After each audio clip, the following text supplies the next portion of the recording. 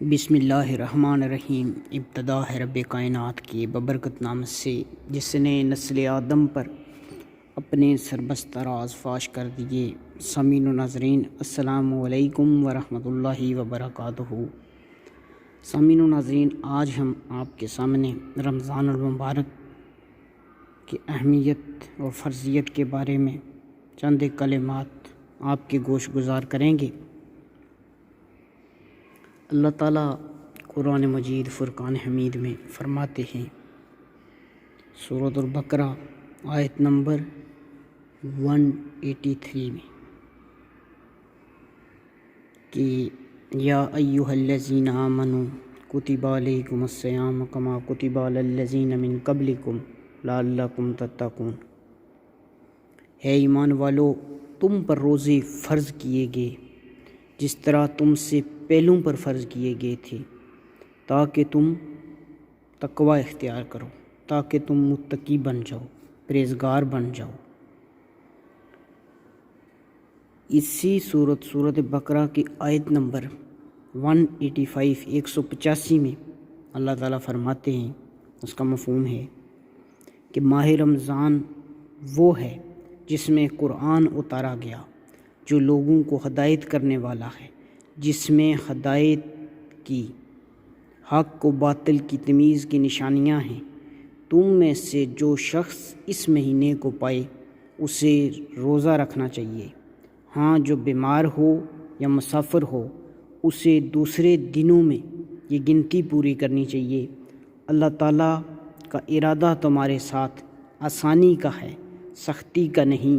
وہ چاہتا ہے کہ تم گنتی پوری کر لو اور اللہ کی دی ہوئی ہدایت پر اس کی بڑائی بیان کرو اور اس کا شکر ادا کرو۔ سامعین و ناظرین، روزہ انسان کیا جسمانی روزے کے ساتھ ساتھ، یعنی کھانا پینا انسان جو ہے وہ بند کرتا ہے، اس کے ساتھ ساتھ انسان کے ہر ایک عضو کا روزہ ہونا چاہیے۔ آنکھوں کا روزہ، کان کا، پاؤں کا، ہاتھ کا، کوئی بھی غلط کام انسان کو روزے کی حالت میں نہیں کرنا چاہیے۔ اگر وہ برائی سے نہیں باز آتا، گندی باتیں سننے سے باز نہیں آتا، تو اس سے بھوکا پیاسا رہنے کے سوا اور کچھ فائدہ حاصل نہیں ہوگا۔ ہم نے کچھ ایک احادیث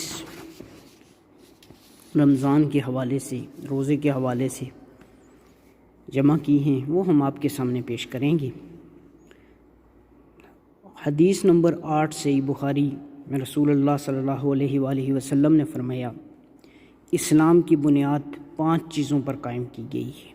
اول، گواہی دینا کہ اللہ کے سوا کوئی معبود نہیں اور بے شک حضرت محمد صلی اللہ علیہ وآلہ وسلم اللہ کے سچے رسول ہیں، اور نماز قائم کرنا اور زکوٰۃ ادا کرنا اور حج کرنا اور رمضان کے روزے رکھنا۔ یہ رمضان کے جو روزے ہیں یہ فرض ہیں، پورے سال میں ایک مہینہ یہ فرض ہیں، ان کو رکھنا ہر حال میں ایک صاحب ایمان پر فرض ہے۔ حدیث نمبر 37 میں صحیح بخاری کی حدیث نمبر 37 میں نبی کریم صلی اللہ علیہ وآلہ وسلم نے فرمایا، جو کوئی رمضان میں راتوں کو ایمان رکھے اور ثواب کے لیے عبادت کرے، اس کے اگلے گناہ بخش دیے جاتے ہیں۔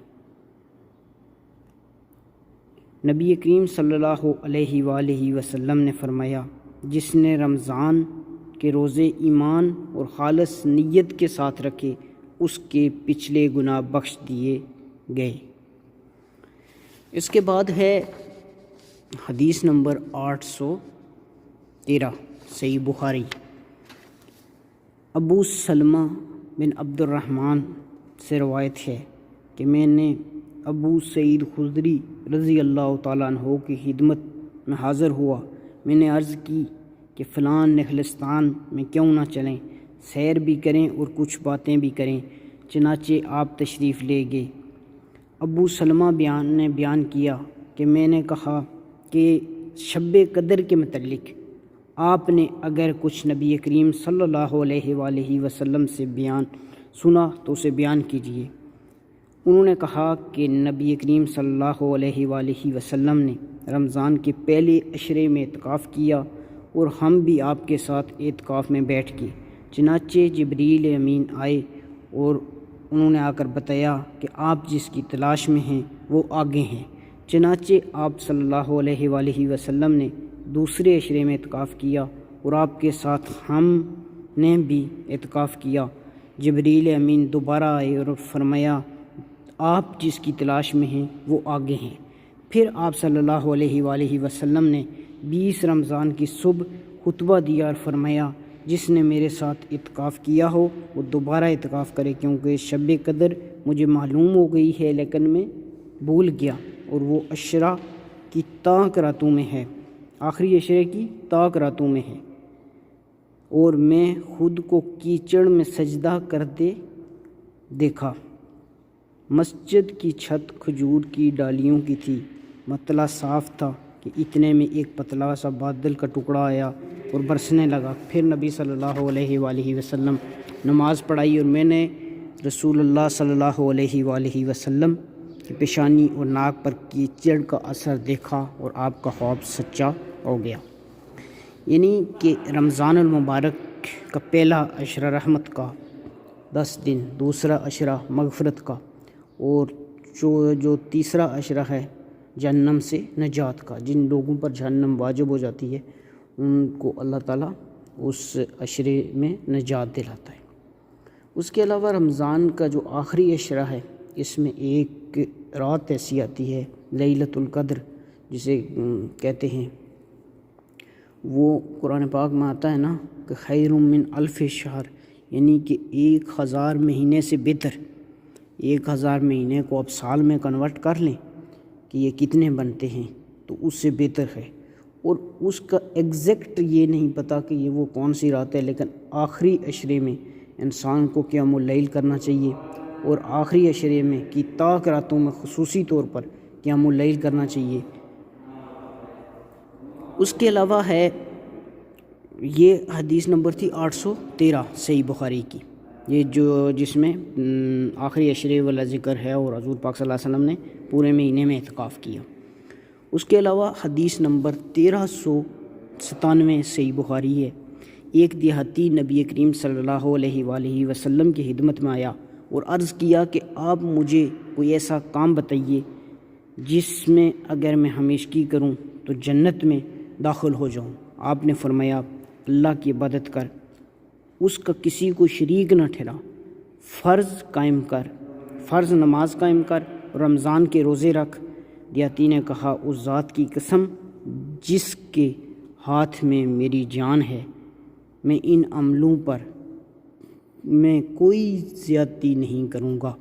جب وہ پیٹھ موڑ کر جانے لگا تو نبی کریم صلی اللہ علیہ وآلہ وسلم نے فرمایا اگر کوئی ایسے شخص کو دیکھنا چاہتا ہے جو جنت والوں میں سے ہے تو وہ اس شخص کو دیکھ لے۔ سامعین و ناظرین، اس میں آپ دیکھ سکتے ہیں کہ رمضان کے روزے، فرض نماز اور اللہ تعالیٰ کی عبادت اور اس کا کسی کو شریک نہ ٹھہرانا، یعنی توحید، نماز اور روزہ، جو ایک عام آدمی کی جو غریب سے غریب بھی کر سکتا ہے، امیر سے امیر بھی۔ زکوٰۃ امیر پر فرض ہے، حج امیر پر فرض ہے، اور یہ جو 3 بنیادی چیزیں اگر انسان کرے گا تو وہ ضرور جنت میں داخل ہوگا۔ رسول اللہ صلی اللہ علیہ وآلہ وسلم نے فرمایا جب رمضان آتا ہے تو جنت کے دروازے کھول دیے جاتے ہیں۔ 1898 احادیث نمبر ہے۔ یہ تھی کچھ احادیث اور قرآنی آیت جن میں رمضان المبارک کی افادیت بیان کی گئی ہے۔ تو اللہ سے دعا ہے کہ اللہ تعالی ہم کو رمضان کی رحمتیں اور برکتیں سمیٹنے کی توفیق عطا فرمائے، اور ہمیں اپنے مسلمان بھائیوں کا خیال اور ہمارے مسلمان بھائی ہماری زبان اور ہمارے ہاتھ سے محفوظ رہیں، اور اللہ سے دعا ہے کہ اللہ تعالی ہم سب کو عمل کی توفیق عطا فرمائے۔ آج کے لیے بس اتنا ہی، ملتے ہیں اگلی نشست میں، تب تک کے لیے اجازت دیجیے۔ اللہ حافظ۔